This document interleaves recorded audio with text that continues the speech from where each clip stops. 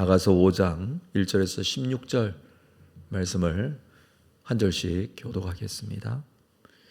내 누이 내 신부야, 내가 내 동산에 들어와서 나의 모략과 향재료를 거두고 나의 꿀송이와 꿀을 먹고 내 포도주와 내 우유를 마셨으니 나의 친구들아 먹어라, 나의 사랑하는 사람들아 많이 마시라.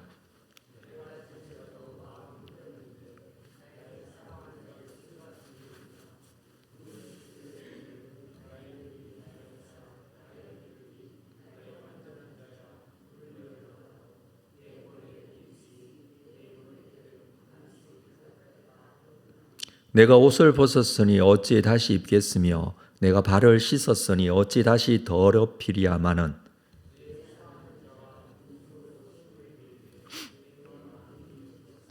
일어나 내 사랑하는 자를 위하여 문을 열 때 모략이 내 손에서 모략의 즙이 내 손가락에서 문빗장에 떨어지는구나.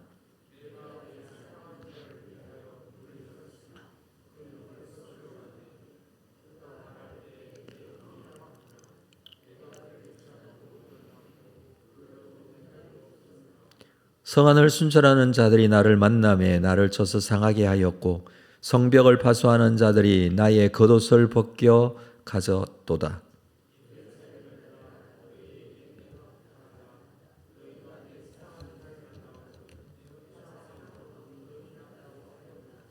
여자들 가운데의 어여쁜 자야, 너의 사랑하는 자가 남의 사랑하는 자보다 나은 것이 무엇인가?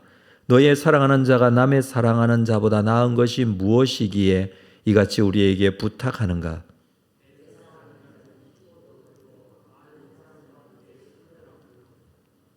머리는 순금 같고 머리털은 꼬불꼬불하고 까마귀같이 검구나.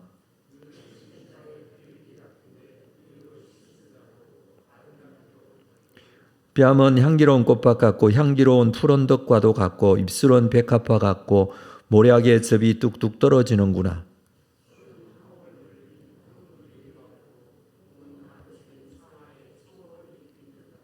다리는 순금 받침에 세운 화환석 기둥 같고 생김새는 레바논 같으며 백향목처럼 보기 좋고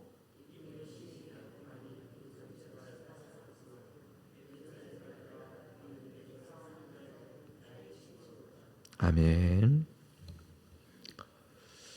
아가서는 다른 어떤 성경보다도 정경에 대한 시비가 많았던 성경입니다.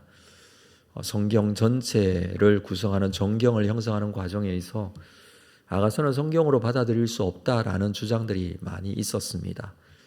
그 이유가 일단 신앙적인 어떤 부분들이 여기에 담겨 있지 않다라고 보고 하나님에 대한 고백이나 또는 영적인 부분들이 전혀 포함되어 있지 않기 때문이었습니다.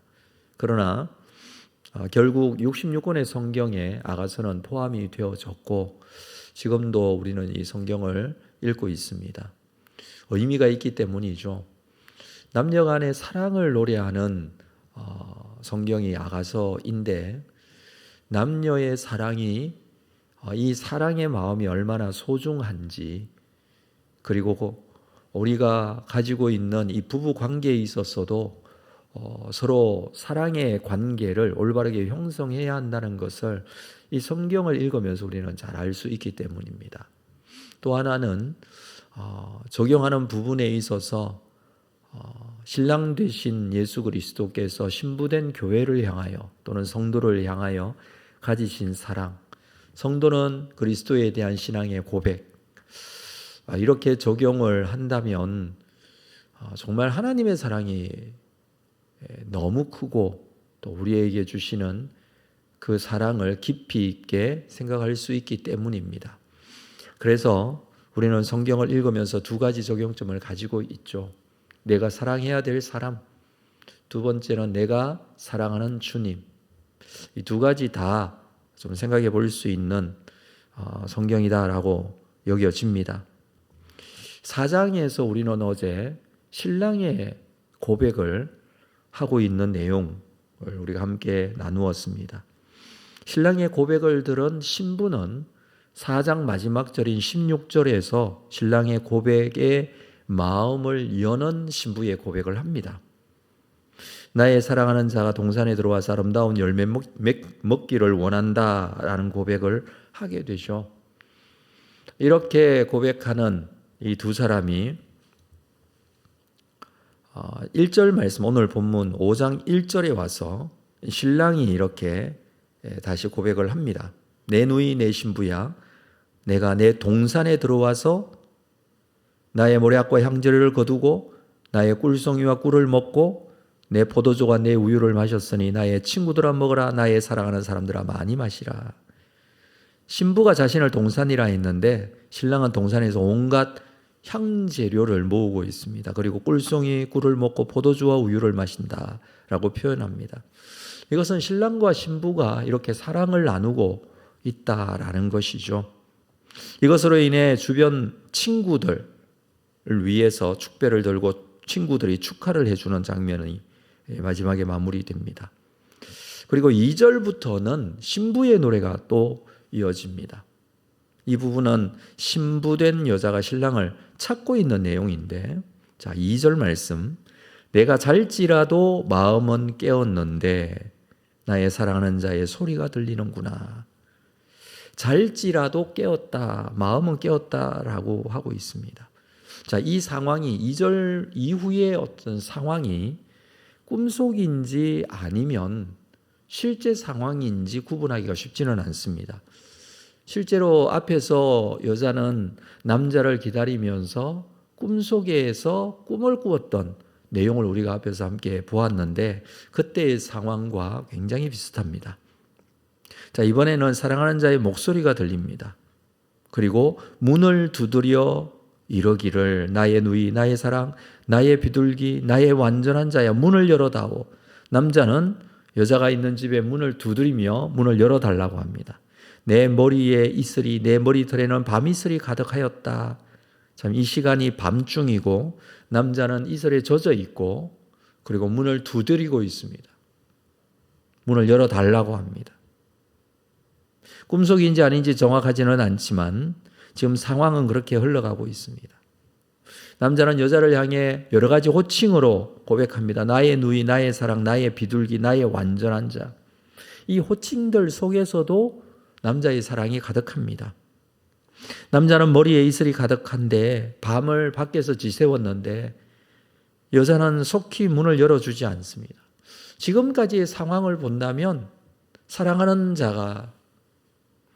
남자가 밖에 문을 두드리고 있는데 신랑이 밖에서 문을 두드리고 있는데 바로 문을 열어주지 않습니다. 3절에 보니까 내가 옷을 벗었으니 어찌 다시 입겠으며 내가 발을 씻었으니 어찌 다시 더럽히랴. 여자는 잠자리에 든 지 이미 오래되었습니다.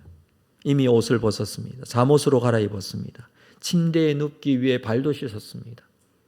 요즘보다는 그때의 상황이 잠자리에 들면 중간에 일어나 나오기가 너무 힘듭니다. 귀찮습니다. 친구가 찾아왔을 때 그 친구가 옆집에 가서 대접할 것이 없어 떡 두 덩이만 빌리려 하는 비유를 주님께서 말씀하신 적이 있는데 문을 두드립니다. 그때 친구가 옆집 사람이 이미 온 가족이 침상에 누웠으니 우리가 어떻게 떡을 빌려주겠느냐 그 소리를 하죠. 침상에 누워 있으면서 다시 밤중에 나오기가 쉽지 않다라는 것이죠. 지금 여인의 모습도 그렇습니다. 그렇지만 여러분 아무리 그렇더라도 자기가 그렇게 사랑하고 좋아하는 신랑인 남자가 찾아왔는데 어떻게 바로 문을 열어주지 않을 수 있겠습니까마는 여자는 문 열어주기를 주저합니다. 조금 무덤덤한 모양새를 가지고 있습니다. 이것을 우리는 사랑의 권태기라고 하죠. 어느 정도 시간이 지나면 이런 권태기를 맞이하게 됩니다. 4절에 보면 내 사랑하는 자가 문틈으로 손을 들이밀매 내 마음이 움직였다. 여자가 주저하고 문을 열어주지 않자 남자가 문틈으로 그녀에게 손을 들이밀었습니다. 그 모습을 보고 여자의 마음이 움직입니다. 그래서 5절 일어나 내 사랑하는 자를 위하여 문을 열 때 모래학이 내 손에서, 모래학의 즙이 내 손가락에서 문빗장에 떨어지는구나. 목소리만 들었을 때는 그게 환청인지 아니면 실제인지 하는 듯 싶다가도 별 감흥이 일어나지 않았지만 남자의 손, 이 신체의 일부를 보게 된 것이죠. 그랬을 때 실제라는 생각으로 아마 문을 열어 주기로 작정을 한 것 같습니다. 자리에서 일어나 몸가짐을 단정히 하고 정리한 후에 겉옷을 입고 나가서 문을 열어줍니다. 그런데 6절에 내가 내 사랑하는 자를 위하여 문을 열었으나 그는 벌써 물러갔네. 남자는 보이지 않습니다. 시간이 너무 지체되어 버렸습니다. 문을 열어주지 않고 지체하자 남자가 가버린 것이죠. 아마 여자에게 거부당했다라는 생각을 가졌던 것 같습니다. 여자는 당황해서 찾아 났습니다. 그가 말할 때에 내 혼이 나갔구나. 내가 그를 찾아도 못 만났고 불러도 응답이 없다. 앞에서 꿈속에서 남자를 찾아 헤매고 다녔을 때의 모습과 같습니다. 여기서도 찾아 헤맵니다. 생각해 보니까 그가 말할 때 내 혼이 나갔었구나. 내가 제정신이 아니었구나. 왜 그때 문을 열어주지 않았는지. 찾아도 못 만났고 불러도 응답이 없습니다. 7절에서는 성안을 순찰하는 자들이 나를 만나. 여기서도 순찰자들을 만납니다. 앞에서도 꿈속에서 순찰자를 만났죠. 근데 이번에는 이 순찰하는 자들이 나를 만남에 나를 쳐서 상하게 하였고 성벽을 파수하는 자들이 나의 겉옷을 벗겨 가져갔도다. 이들을 만났는데 오히려 그녀를 때리고 겉옷을 빼앗아 갑니다. 꿈이라면 다행이지 않습니까? 꿈이 아니라면 너무나 고통스러운 상황이 될 것입니다. 아무리 찾아도 남자는 찾지 못하고 오히려 고통만 당하게 된 여자. 이 상황을 지금 노래하고 있는 것이죠. 그래서 여자는 예루살렘의 딸들에게 부탁을 합니다. 8절 예루살렘 딸들아 너희에게 내가 부탁한다. 너희가 내 사랑하는 자를 만나거든 내가 사랑함으로 병이 났다고 하려무라. 남자를 맞이하지 못했던 여인이 이제 후회하고 있습니다. 혹시 내 사랑하는 자를 만나면 내가 사랑하여 병이 났다고 전해달라고 합니다. 이 부탁에 친구들인 예루살렘의 딸들이 노래하죠. 그게 9절 말씀입니다. 9절은 예루살렘의 딸들이 합창하는 내용입니다. 여자들 가운데 어여쁜 자야 너의 사랑하는 자가 남의 사랑하는 자보다 나은 것이 무엇인가? 너의 사랑하는 자가 남의 사랑하는 자보다 나은 것이 무엇이기에 이같이 우리에게 부탁하는가? 두 차례나 친구들은 묻습니다. 너의 사랑하는 자가 남의 사랑하는 자보다 나은 것이 무엇이냐? 이게 무슨 뜻이냐 하면 그 남자가 다른 남자에 비해 무엇이 특별하냐? 인상착의를 알려줘야 우리가 찾을 것 아니냐? 뭐가 특별하냐? 다른 남자하고 좀 다른 점이 뭐냐? 이렇게 질문을 하는 식으로 합창이 이루어지죠. 자, 이 질문에 대한 여자의 대답이 10절부터 16절까지입니다. 이것은 남자에 대한 극찬입니다. 고대 근동 문헌에서는 남자가 여자의 미모를 묘사하는 시는 굉장히 많습니다. 근데 여자가 남자의 아름다움을 노래하는 시는 거의 없습니다. 그러겠죠? 여러분 생각해 보십시오. 여자가 남자에 대해서 이렇게 사랑의 고백으로 그 아름다움을 노래한다? 뭔가 어울리지 않죠. 그러나 남자는 여자의 아름다운 미모를 노래하는 경우가 얼마든지 있습니다. 앞에서도 남자는 여자의 아름다움에 대해서 노래를 했습니다. 근데 이 부분은 10절에서 16절까지는 여자가 남자의 아름다움을 노래합니다. 물론 여자를 묘사하는 부분과 좀 다르지만 이 부분도 이 여인이 가지고 있었던 경험, 고대 근동의 자연적인 상황들 모든 것들을 동원하여 최고의 단어라고 생각하는 묘사들을 해주고 있습니다. 요즘은 조각남이다 또는 만찢남이다 그러죠. 만찢남. 만화를 찍고 나온 남자. 그 정도로 너무 멋있는 남자. 뭐 이렇게 표현을 합니다만 그 표현이 10절부터 16절까지 표현이에요. 여러분 10절부터 16절까지는 우리 같이 한번 읽어보겠습니다. 여자의 마음으로 한번 같이 읽어보도록 하겠습니다. 같이 읽겠습니다. 시작. 내 사랑하는 자는 희고도 붉어 많은 사람 가운데 뛰어나구나. 머리는 순금 같고 머리털은 고불고불하고 까마귀 같이 검구나. 눈은 시냇가의 비둘기 같은데 우유로 씻은 듯하고 아름답게도 박혔구나. 뺨은 향기로운 꽃밭 같고 향기로운 풀 언덕과도 같고 입술은 백합화 같고 모래하게 즙이 뚝뚝 떨어지는구나. 손은 황옥을 물린 황금 놀이개 같고 몸은 아로새긴 상아에 청옥을 입힌 듯하구나. 다리는 순금 받침에 세운 화반석 기둥 같고 생민새는 레바논 같으며 백향목처럼 보기 좋고 입은 심이 달콤하니 그 전체가 사랑스럽구나. 예루살렘 딸들아 이는 내 사랑하는 자요 나의 친구로다. 네, 그렇습니다. 여자의 마음이 여기에 담겨져 있습니다. 피부를, 남자의 머리를, 머리털을, 남자의 눈이 어떤지, 뺨이 어떤지, 입술이 어떤지, 손이 어떤지, 몸이 어떤지, 다리, 생김새, 입 전체가 사랑스럽다라는 고백을 하고 있습니다.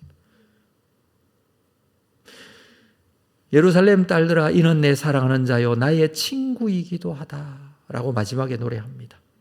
이러한 남자의 생김새에 대해 설명하고 이런 사랑하는 자를 제발 찾아달라 그렇게 부탁을 하는 것이죠. 내가 사랑하는 남자가 이렇게 생겼다라고 고백을 하고 있습니다. 이 말씀을 보면서 여러분 주님께서 우리를 찾아오실 때 우리는 어떤 모습을 가지고 있는가를 생각해 보았습니다. 남자는 여자를 찾아왔습니다. 문을 두드렸지만 잠깐 동안 망설입니다. 너무 귀찮고 다시 일어나는 게 쉽지가 않습니다. 보통 사람들 같으면 내일 오라고 그렇게 말할 수도 있을 것입니다. 그런데 그렇게 사모하고 그렇게 사랑하는 자기의 신랑된 남자에게 문을 잠시 동안 망설이며 열어주지 않았던 것으로 인해서 결국 남자는 떠나고 여자는 어떻게 됩니까? 남자를 찾아다닙니다. 꿈속의 이야기지만 우리에게 실제로 주님은 우리 마음속에 들어오시기를 원하시고 계십니다. 우리 속에 들어오셔서 우리와 함께 하기를 원하시는 것이 주님의 마음이죠. 라오디게아 교회에 보낸 편지에서 요한계시록 3장 20절에 이렇게 말씀합니다. 볼지어다 내가 문 밖에 서서 두드리노니. 문 밖에 서서 두드리노니. 누구든지 내 음성을 듣고 문을 열면 내가 그에게로 들어가 그와 더불어 먹고 그는 나와 더불어 먹으리라. 영적인 교제가 이루어지겠다라는 거예요. 아가서 말씀을 읽으면서 이렇게 적용을 해본다면 정말 주님과의 깊은 영적인 교제가 어떻게 이루어져야 될지, 어떻게 구체적으로 이루어져야 될지 우리가 다시 한번 깊이 생각할 수 있습니다. 내 마음속에 주님을 모셔드리는 것, 이것이 신앙생활의 가장 처음이라고 여겨집니다. 영접하는 자고 그 이름을 믿는 자들에게는 하나님의 자녀가 되는 권세를 주신다라는 말씀을 하셨는데 이 영접이라는 것이 주님을 내 마음속에 주님으로 모셔드리는 것 아닙니까? 주님께서 내 속에 오셔서 나와 함께 하기를 원하십니다. 여인은 주님을 남자를 향해서 그 아름다움을 최고의 단어들도 묘사하고 있습니다. 깊은 영적인 교제가 이루어진다면 우리는 주님을 바라볼 수 있고 주님과 영적인 깊은 교제 속에서 주님을 묵상할 수 있고 주님이 어떤 분이신지를 알 수 있습니다. 우리가 다시 한번 주님과의 깊은 영적인 교제 속에 들어가기를 원하고 오늘도 주님 앞에 이 신앙의 아름다운 고백을 가지고 주님 사랑합니다. 주님의 사랑은 나에게 이런 의미가 있습니다. 라는 이 고백을 가지고 우리의 일상생활 속에서 주님의 사랑이 가득한 놀라운 은혜의 삶이 우리의 삶이 될 수 있기를 주님의 이름으로 축복합니다. 기도하겠습니다. 하나님 아버지, 오늘도 우리를 사랑하시고 함께 하시는 주님의 놀라운 은혜, 아가서 말씀을 통해서 함께 묵상했습니다. 사랑에는 때로 권태기가 있지만 주님을 향한 사랑에는 권태기가 없고 주님께서 내 마음속에 오셔서 나와 함께 하시는 놀라운 은혜 다시 한번 고백하고 경험하고 이 고백을 가지고 주님 앞에 나아가기를 원합니다.